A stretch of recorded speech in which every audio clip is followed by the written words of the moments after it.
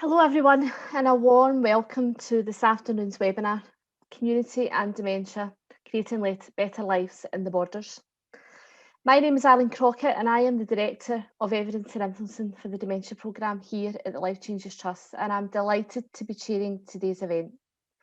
Before we start, I want to quickly give you a bit of background on today's event, which is one in a series of Creating Better Lives regional events that the Life Changes Trust has been running since 2018. So far, we have visited the Highlands, Grampian, Orkney, the Western Isles, Ayrshire and Arran, and then more recently online, Edinburgh and the Lothians, Fife, Tayside, Lanarkshire and Forth Valley.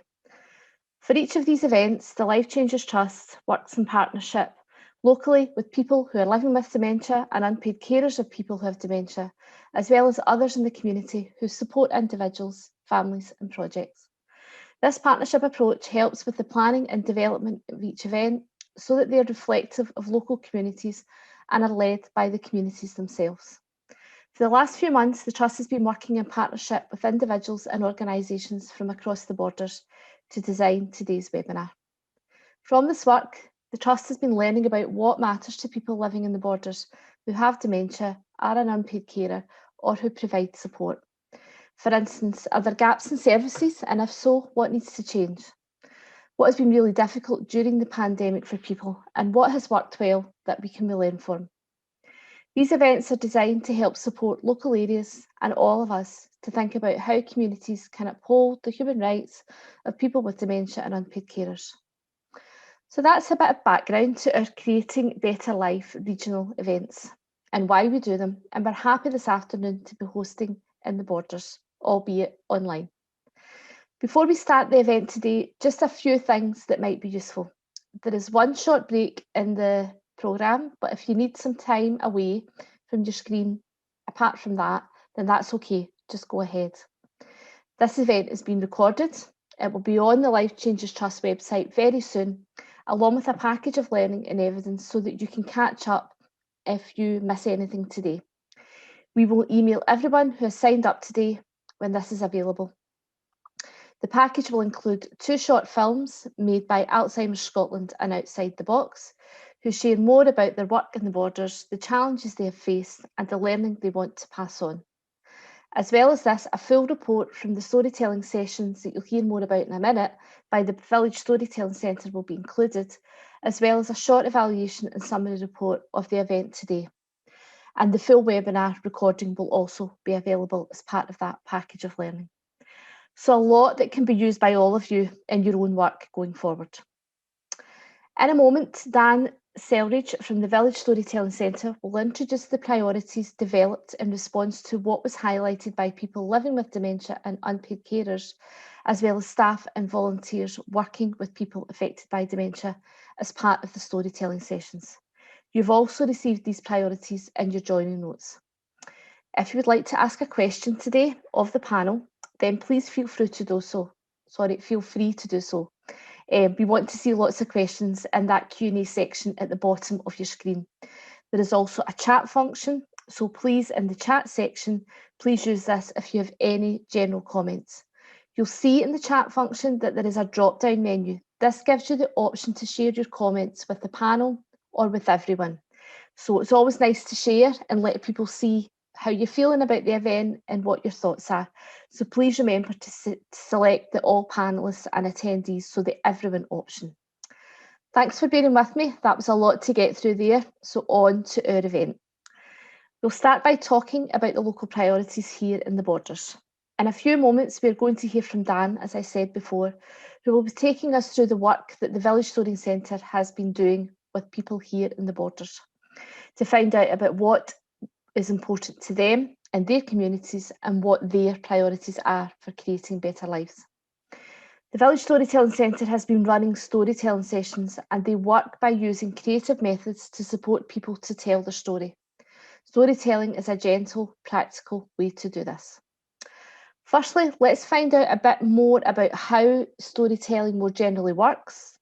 At the Trust's Creating Better Lives event in Ayrshire and Arran, Sam Rowe from the Centre explains this. So over to you, Sam.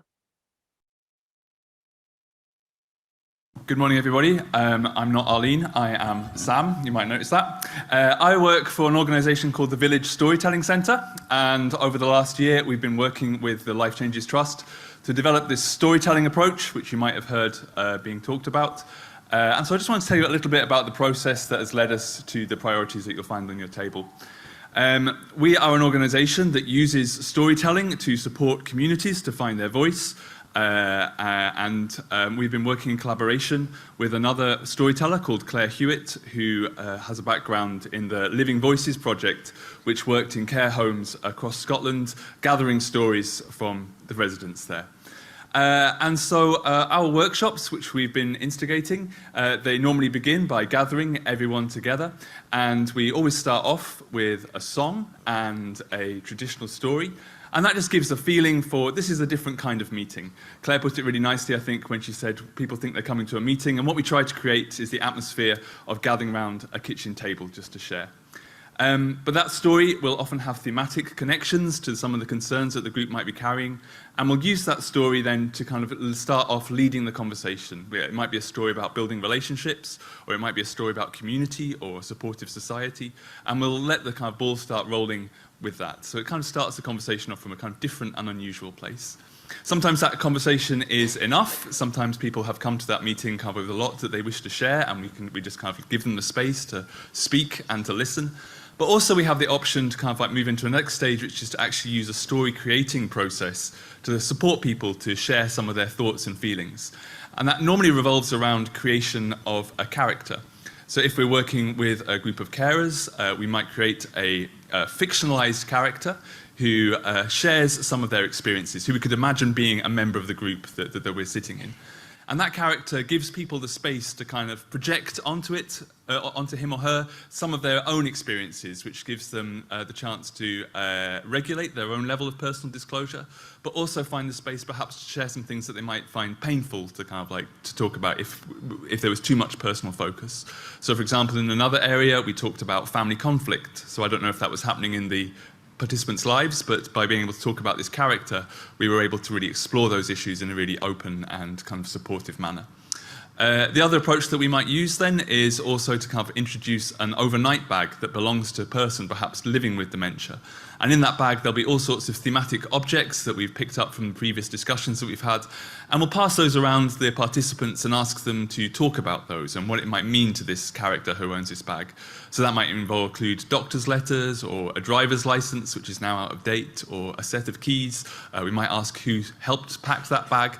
And that gives people the space, again, to just sort of talk about some of the things that they have been, that are important to them through the prism of this fictionalized storytelling process. We listen to all these conversations, and then we distill down what we hear into the priorities kind of afterwards, working along with the trust itself. And then obviously this is handed on to you at the conference. And this is the first time I've been able to attend the conference, so I'm really excited to see this next part of the process and how all we've discussed over the last couple of days is going to go forwards, and just to hear your discussions.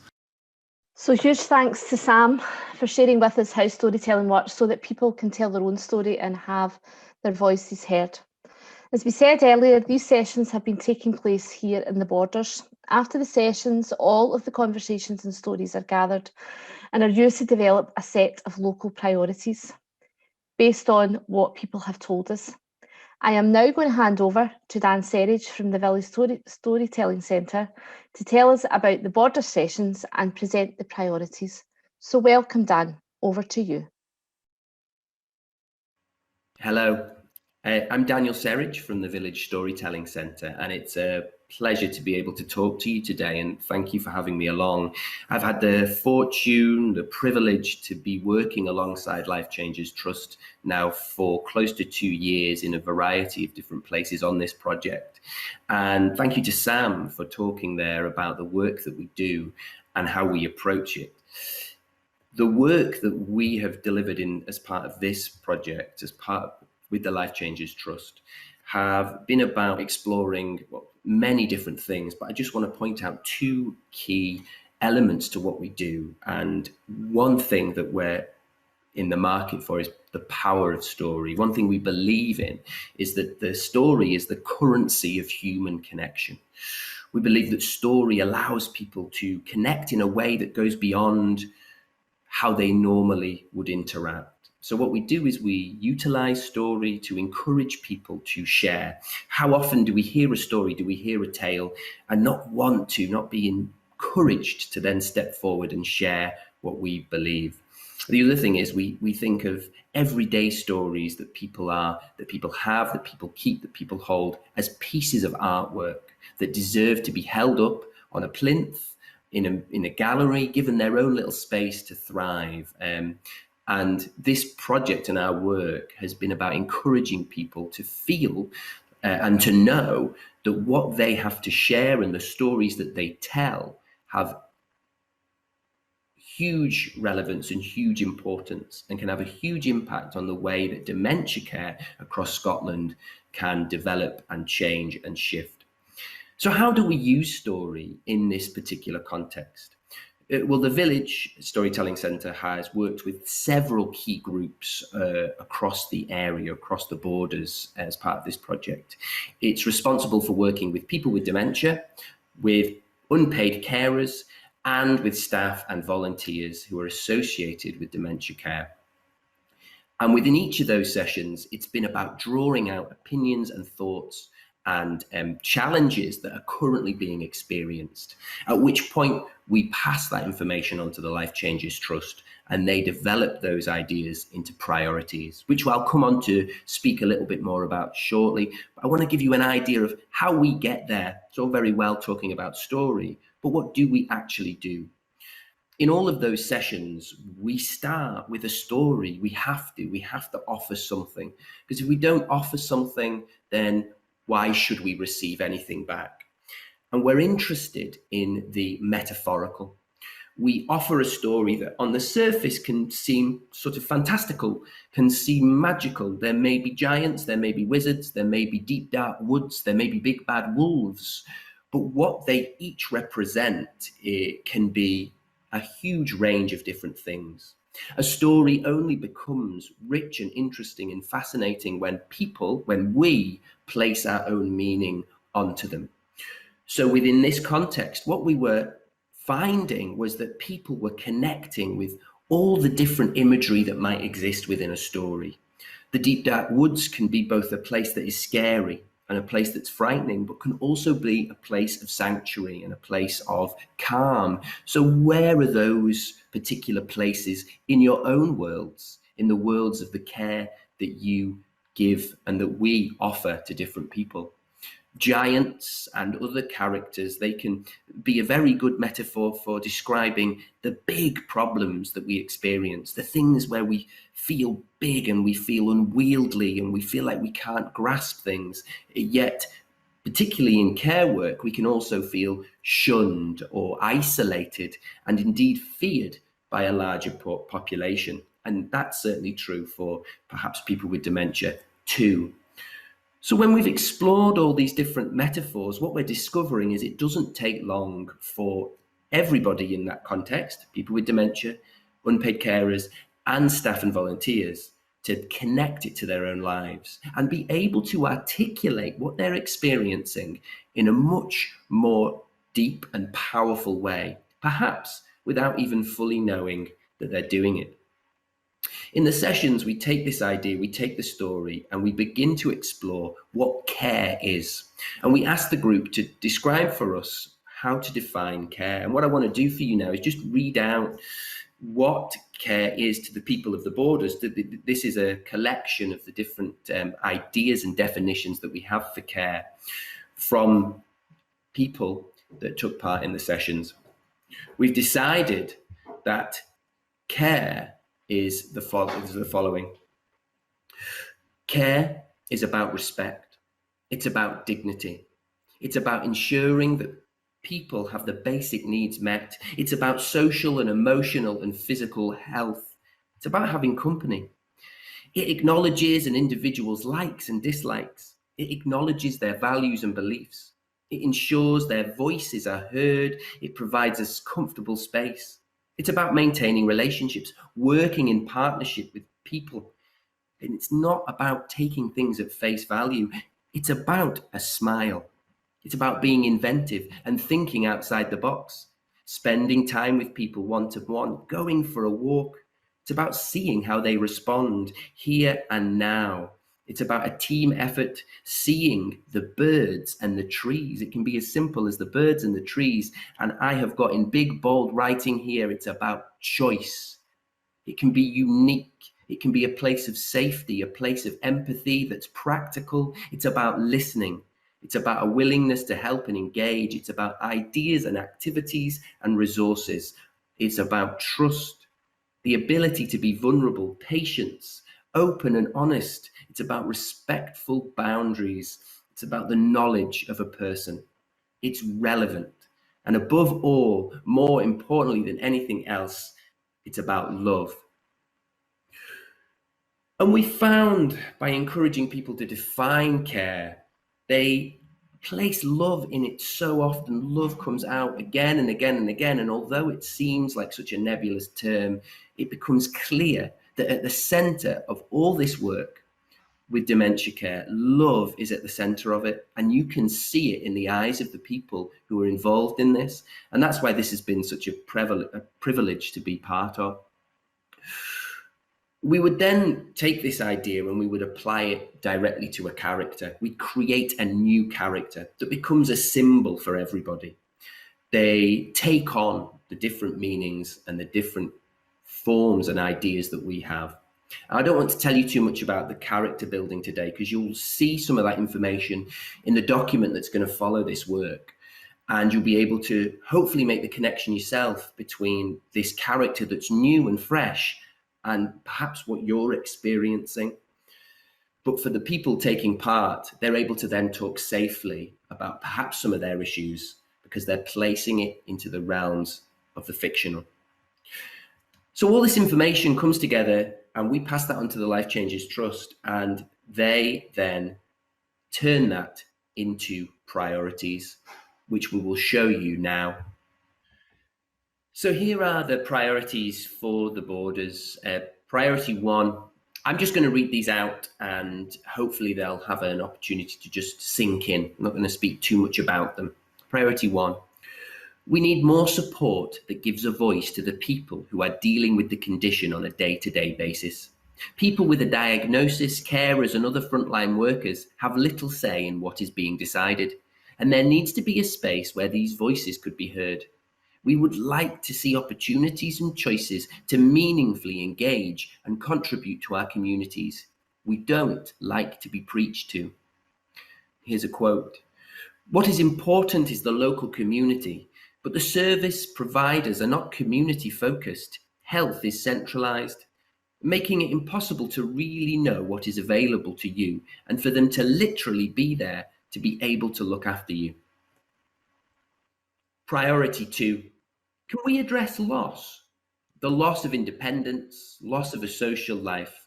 Things are much harder than they used to be, which can cause deep sadness. We would like to see opportunities and choices to meaningfully engage and contribute to our communities, to help address in some way the pervading sense of loss. I'm a positive person, but this has hit me harder than anything else.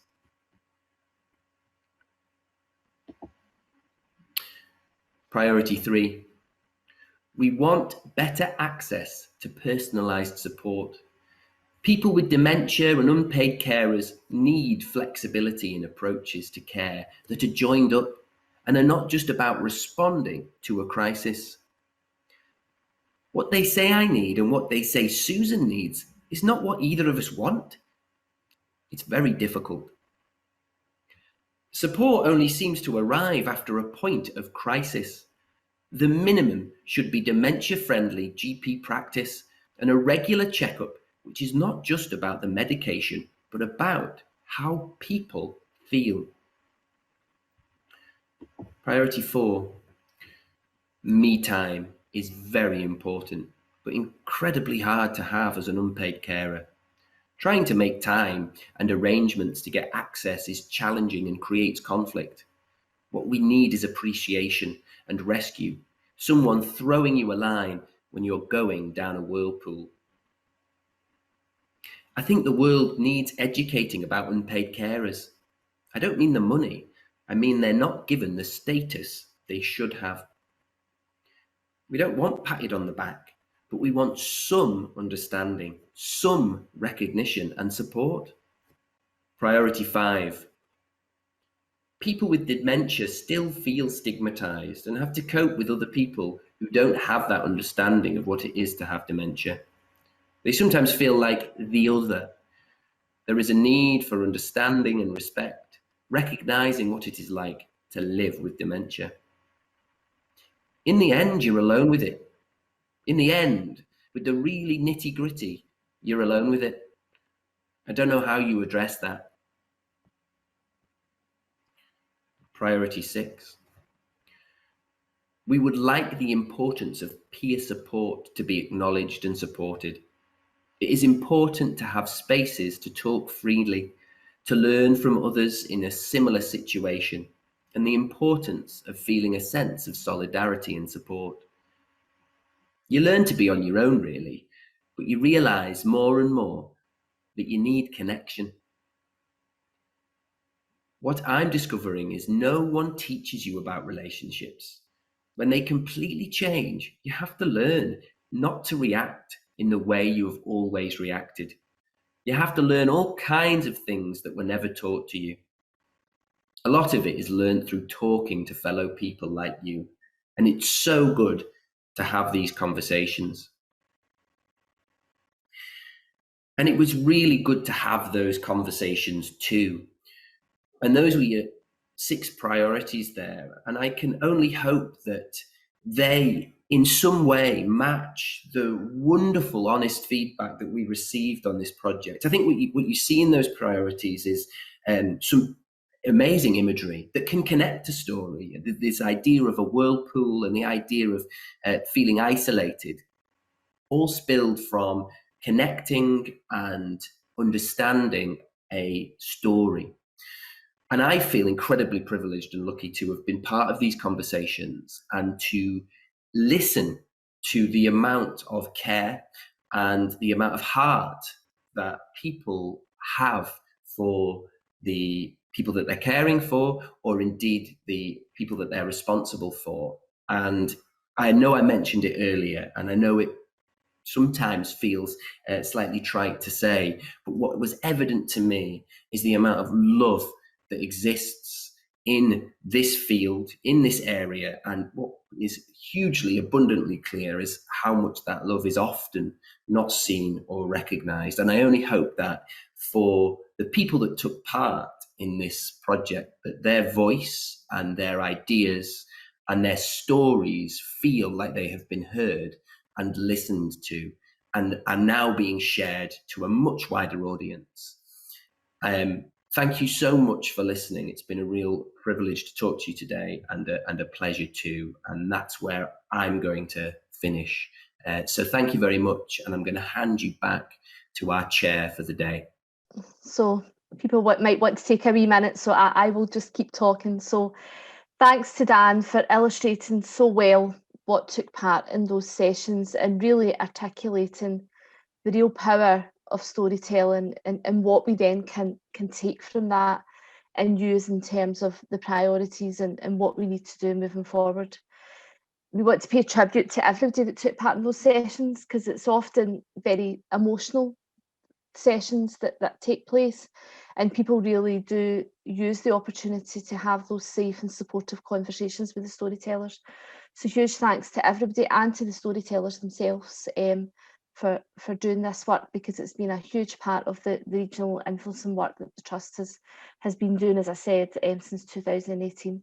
So it's now time for the Q&A panel, and I'm going to ask our panel to join me on screen. Yeah, we're all present and correct. That's good to see. Okay, so before we get started in some of the discussion and some of those questions, I'm going to ask everybody to introduce themselves. So first of all, just talk about who you are, where you come from, and a wee bit about what you do. So Christine, I'm going to start with you. Thanks very much. My name is Christine Proudfoot. I'm Alzheimer's Scotland Dementia Nurse Consultant for NHS Borders. Predominantly, my role is to work with local services to look at how the national strategy for dementia is implemented locally. And I really welcome and value this session today to really understand and hear directly from yourselves how we can shape and support services going forward. Thank you. Thanks, Christine. And over to you, Jenny. Hello, thanks Arlene and Christine. I'm Jenny Smith and I work with Borders Care Voice, and my main role really here today is as facilitator of the Borders Dementia Working Group, which is a group of people with lived experience and also their carers, and that's really a group for giving people a voice in services. So I'm really excited to hear more in terms of what's come out from your input today, and also what we can do going forwards. Thanks very much, Jenny. And Brian, over to you. Hi, good afternoon. So I'm Brian Paris. I'm the Chief Officer for Adult Social Work and Social Care in the Borders. And so my responsibilities cover the locality social work teams, and I also have responsibilities for commissioning the community services. And I joined the Scottish Borders in this role just before lockdown last year. So it has been quite a time.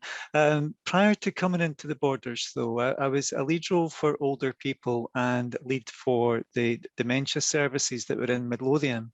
And so the storytelling sessions today are something which I'm familiar with, but I know are really helpful to helping people to explain how it is that they're experiencing dementia in our services. So I'm really keen to learn more from this session. Thank you. Thanks, Brian. And Mandy, over to you. Hi everyone, I'm Mandy Cowan, the Dementia Advisor for Alzheimer's Scotland here in the Borders. My role is predominantly working with anyone who has concerns about their memory, or perhaps they've already got a diagnosis of dementia, or they're a friend or a family member who's supporting someone who's actually living with dementia. And I've been working with Alzheimer's Scotland for nearly 20 years now, and my home area is Dumfries and Galloway, which I still live in, and I'm still covering Dumfries and Galloway, but recently I've moved over to support the people in Borders too. So I'm really glad to be here today, and thank you for this opportunity to share a little bit more about the service we provide. Thank you. Thanks very much, Mandy. And last but by no means least, over to you, Rafe. Hi, I'm Ruth Roberts. I'm the Chief Executive of NHS Borders. I've been in this role for a couple of years. I've actually been working, I worked in the Borders since 1995, but have spent 8 years before I came back 2 years ago as the Chief Exec in NHS Shetland. So I've had a long association with the Borders and delighted to have been back. And obviously in this role, cover all of our health services, but within that, obviously including dementia services. I'm really delighted to be here, more from the point of view of hearing what people have said than any expectation that I will be able to bring any great illumination to the subject, bearing in mind that other people are the experts, but really pleased to be here and hear what people have got to say. Thanks very much, Ruth, and thanks to everybody that's joined us today. So we'll try and get through as much as we can.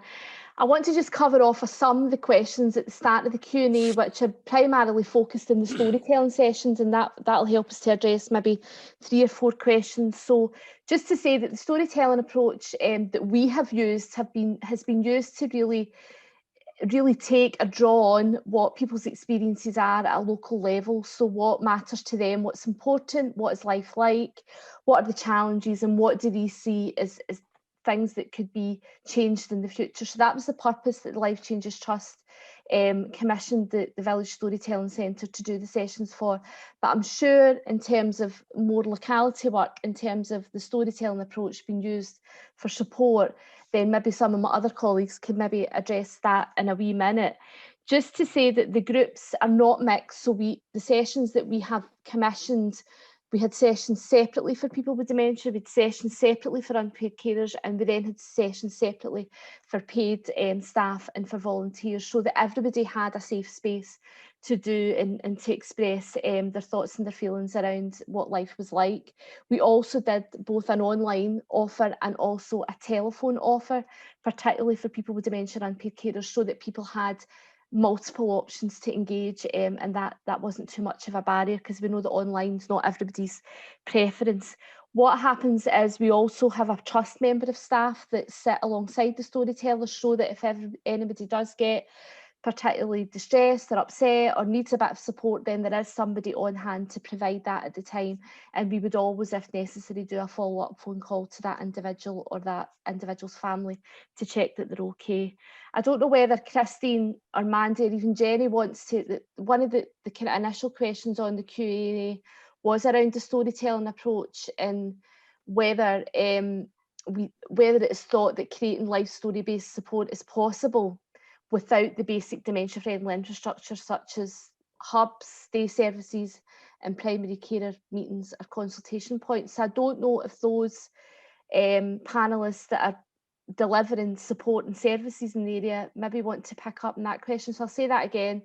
Do you think that creating life story-based support is possible without the basic dementia-friendly infrastructure such as a hub, daycare services and primary carers meetings or consultation points? So I don't know who wants to take that first question. I'm happy to go first. Yeah, I think, you know, that these storytelling sessions have been hugely powerful and really valuable in giving us a real insight into what's important to people living with dementia and their carers in the borders. The answer to the question would be more from me is we've obviously been living through a pandemic and everything's been very difficult and different for all of us. But by using these sessions, yes, I do think they are important, the priorities, because they will then help us shape the services. Previously, yes, there was all these different services and they're starting to become more enabled in our communities, and I'm sure Brian will come in and give us a bit more example about the hubs, for example, and Mandy can mention more about the dementia cafes, for example. But due to the guidance that we've had from the government, there has been differences in how we've delivered services.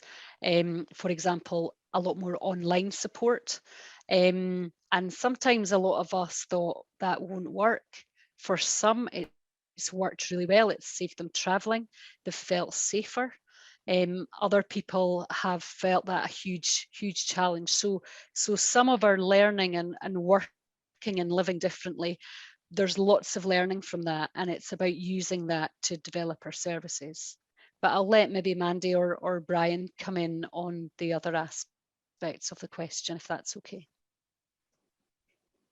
Yes, thanks, Christian. I'm happy to speak about, I suppose the first part of the question, Arlene, is how important is storytelling, I suppose, to shaping and designing services. And the second bit is about the if the dementia-friendly framework isn't there. So I know for certain that if I think back to the days when we used to have national forums for Alzheimer's Scotland, that, you know, annual events would be in Edinburgh, and there would be a whole range of professionals and organisations that would be there and share their experiences about their services and about people. And it always struck me that the most powerful part about what means that we need to change is the stories that came from people, the stories that were told through people who were living with dementia and their carers. Those were always the stories that we came away with thinking, right, we need to do something different. And certainly within the borders, I would say that approach would work really well. So we're already, and things have been very difficult over the past 18 months to be able to have any other type of conversation. We've been dealing with that type of crisis, type of demand, but in our minds and in our conversations with Christine, with Jenny, with Mandy over the past few months, the approach that we're taking to the commissioning of our services, the involvement of the dementia strategic groups and those links across the working groups, is all about hearing the voices from people who are living with dementia, driving forward on what supports is needed, but the storytelling part of that will be absolutely crucial, because it will be, that's where the power comes from and how we want our services to be experienced. So it's not then about the services that are actually in place, it's what is the difference that those services make to people's lives. And perhaps, and if there's other questions, I can maybe give some stories about some of the differences that it's made to people's lives. But I think that the storytelling is really important to shaping how we think about our services, think about our communities, and how people respond to dementia-friendly communities as well is absolutely critical to the next few years. Okay, thanks, Brian. I don't know, Mandy, if you get anything that you want to add to that before we move on to the next question. No, I would just totally agree with both Brian and Christine. And obviously, as Christine was saying earlier about the challenges, you know, for people to go online, but actually, you know, everybody, you know, all of the communities have taken time to, you know, I suppose, embrace the changes, and for some it is still a massive challenge, but I think given time there'll be, you know, lots of different ways we can sort of get over these hurdles, and it is about finding different ways to come together. It's maybe not always available to sit in a group face to face and things, and that's not only just because of the pandemic. I mean, that's been quite a long-standing issue, especially for people in a very rural area, and transport and everything. So yeah, it's about now taking things forward and actually looking at different ways of how we can make this happen as well. Yeah. Thanks very much, Mandy, and thanks to Brian and Christine as well. I mean, a lot of the questions coming through around that, the importance of that voice, you know, and I think one of the questions initially that came in was similar to the first two priorities that were explained by Dan around the importance of that voice. So one of the questions that's come through is about addressing priority one around the recently established carers work stream that seems to be challenged with the usual problems of not having enough or proper representation from people at the front line who are actually dealing with day-to-day realities. And priority one and priority two talks about that, doesn't it? It talks about voice and, you know, what opportunities are out there for people to meaningfully engage and contribute to their community. So the priorities are one way, Brian, as you've illustrated, but is there anything else Brian and Ruth, for instance, can talk about in terms of how people can contribute now moving forward in terms of that recovery and transition out of the pandemic to get things back up and running, and for their voices to be part of that work? I'll maybe start, and it'd be a very general comment, I suppose. I mean, from an NHS Borders point of view, I think one of the things we're very conscious of going forward is we need to improve the way we do that engagement with the public. So we are looking at broadening the way we do that. I think it is really, really important that we do that. I think, you know, and the other bit I would say about the storytelling is it's also a really powerful tool for us to use the output of that with various groups who do make decisions. So it's a really good way of packaging that feedback in a way that is meaningful for people when they hear it sort of cold, if you like. So I would be certainly really keen that on the back of the information that comes out of today's session, that we use that and share it with our board members, our executive team members, the integrated joint board members, because I think it's a way of making this people's lived experience real for people like myself who sit in decision-making bodies. So I think there's a really, really powerful tool in there. We're developing a sort of an organizational approach to the way we want to run the organization, and one of the aspects of that, we're talking about 4 pillars, and one of the 4 pillars is patient engagement, and a recognition that we need to develop the way we listen to and hear voices from people in the community, because that's the only way we can genuinely make a difference in our services. Okay, I'm conscious I didn't say it when I introduced myself. I think other people in terms of organising this knew I need to leave well, about 4 o'clock, I'm meant to be having a conversation with the Scottish Government, so I will dip out. So apologies for that. I'll leave it for as long as I can. But okay, thanks very much, Ruth. I should have mentioned that at the start as well. Apologies. Brian, do you want to add anything to what Ruth said? Yeah. Again, this is where stories are so important, because one of the things about telling stories is you have to have professionals and organisations that are listening to those stories and then doing something about it. And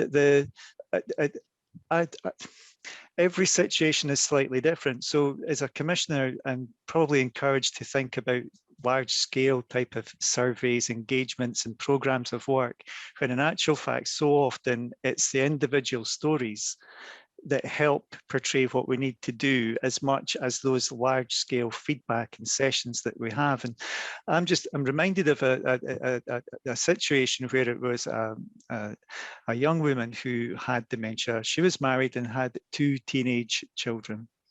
And the husband, who was the carer, if you like, did not want any input from social work, social care at all, didn't want it for a period of time. Now, what he did do is he had a relationship with Alzheimer's Scotland.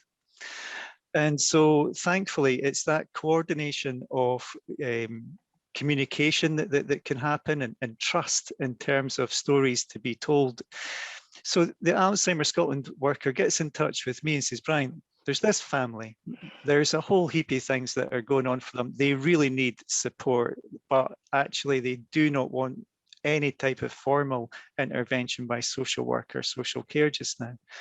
And it was by listening to their story, by working together with Alzheimer's Scotland, by then getting in touch with other agencies, pulling them together to say, how do we do this? And it was about using the relationship that was there between Alzheimer's Scotland initially to get in.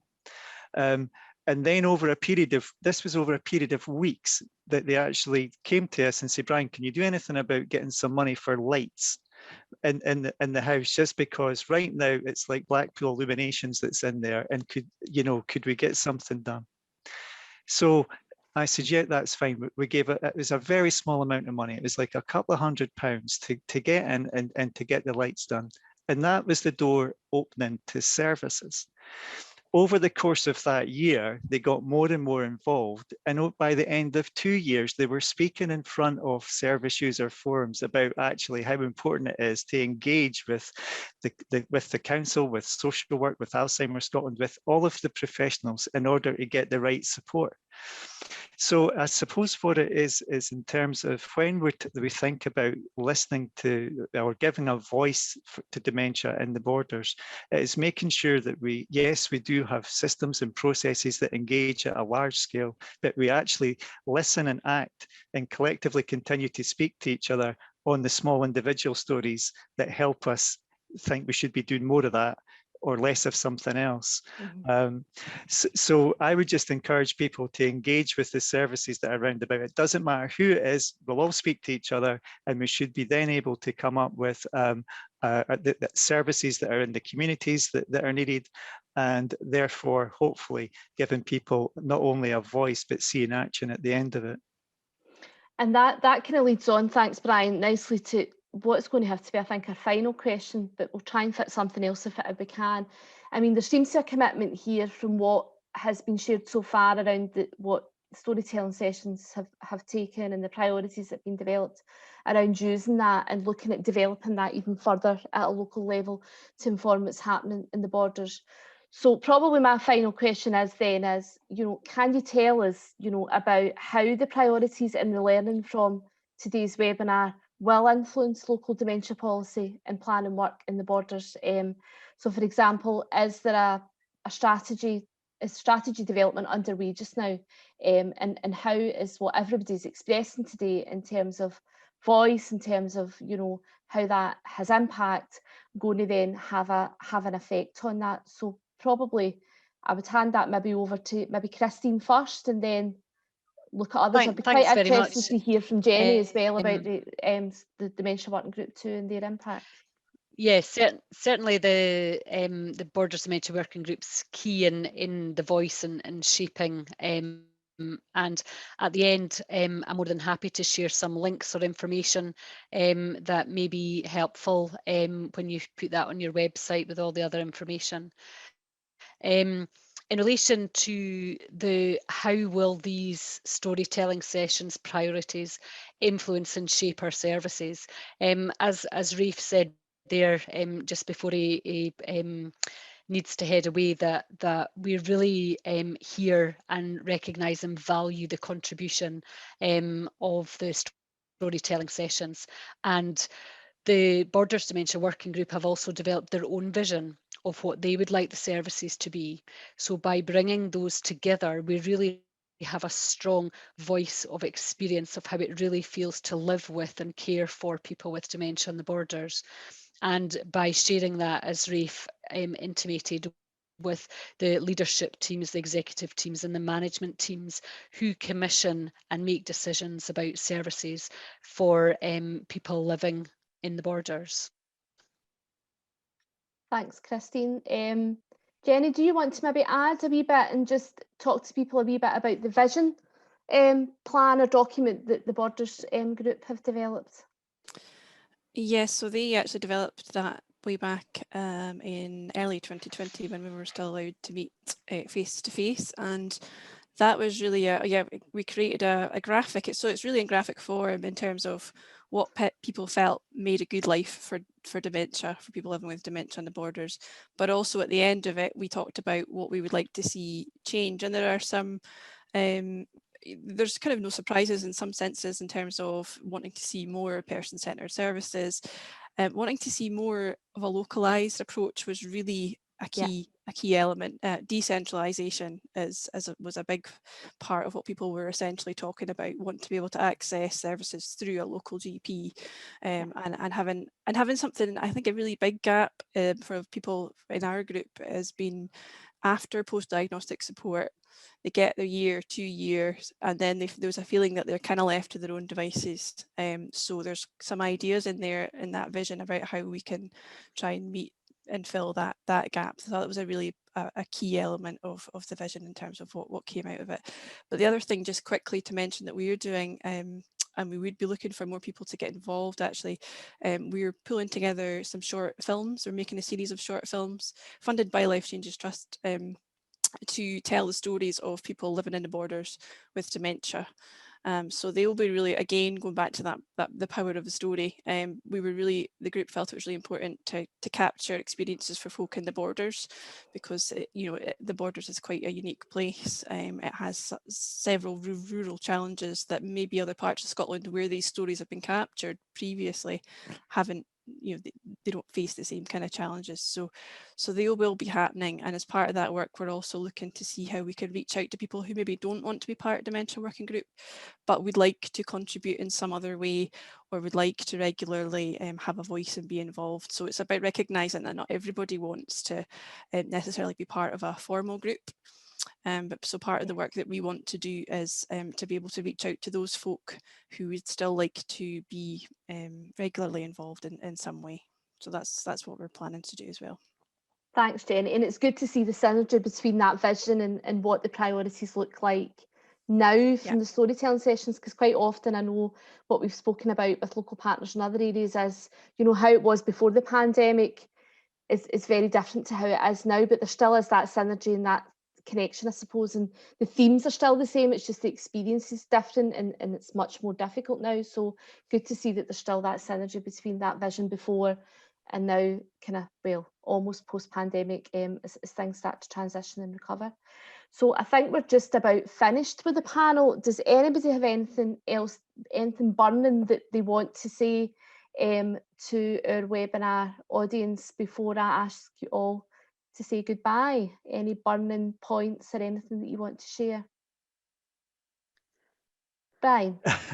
I don't know if it's a burning point, but for it just now, we're in the very beginnings of looking at engagement to inform what we commission going forward. And I'm speaking to Christine and to Jenny and other third sector organisations about doing that.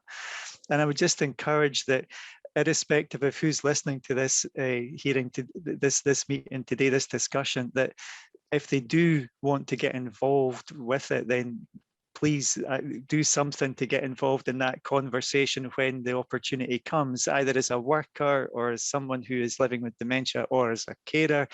Then I would just ask that over the next few months, there is likely to be quite a programme of engagement that happens across our communities about all of the services that commission.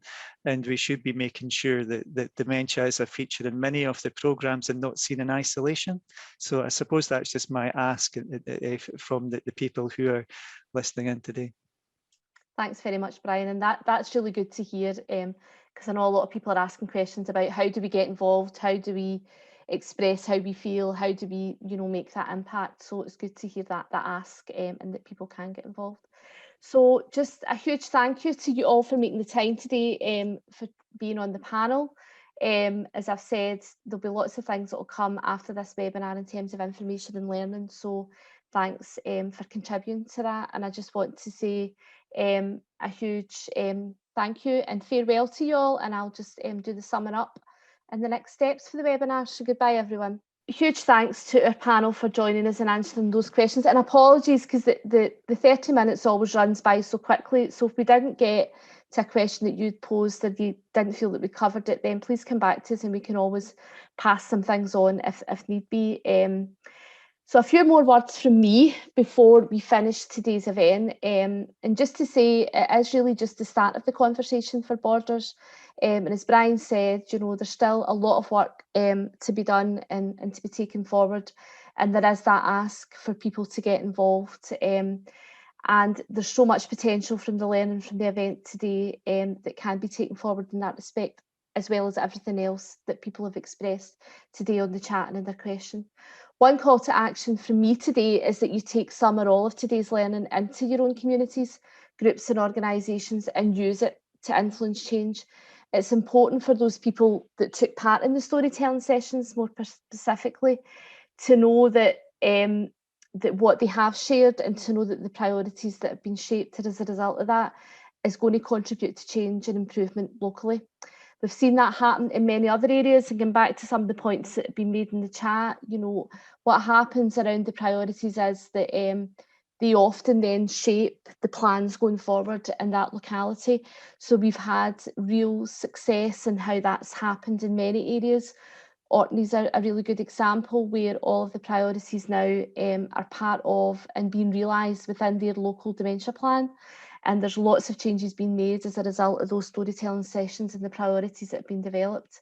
In Aberdeenshire, it is much the same. And in other areas, what they're doing is they're taking the approach of storytelling and what's come out of what we have shared at the event, and then they're using that as a platform to then increase consultation and also to look at how they talk to and hear from people in a different way, so that it's much more meaningful and that people are actually seeing something coming out of what they're expressing in terms of their experiences and what they want to see changing.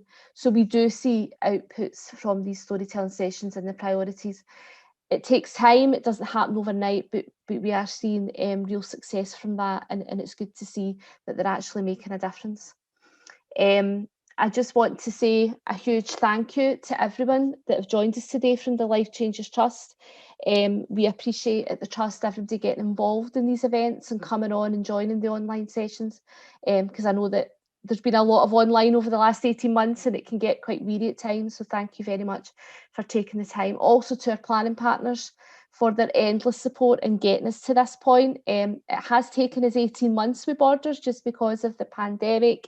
We were going to a face-to-face event and then COVID arrived on our shores, so we had to abandon all of that and look at something differently. So huge thanks to them for their patience and for really contributing to a really good webinar this afternoon, because there has been a lot of ups and downs, but despite this, we've had a great event, and there's lots more opportunities to follow, I'm sure.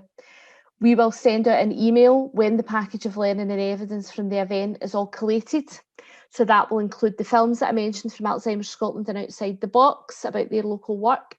It will include the full storytelling report. So for those people who are interested in how we got to the priorities, that full report will give you all the context of all of those sessions and what people said, and even more quotes to support those priorities and what we've come up with. If you're interested in knowing more about the Village Storytelling Centre, we can put a link to that as well, and you can always get in touch with them to learn a wee bit more about their approach, and maybe you want to look at it in your own area. A full recording of the webinar will also be part of that package of learning, so when we make that link available, you'll be able to watch it again if you want, or be able to pass it on and share it with colleagues and others in your communities.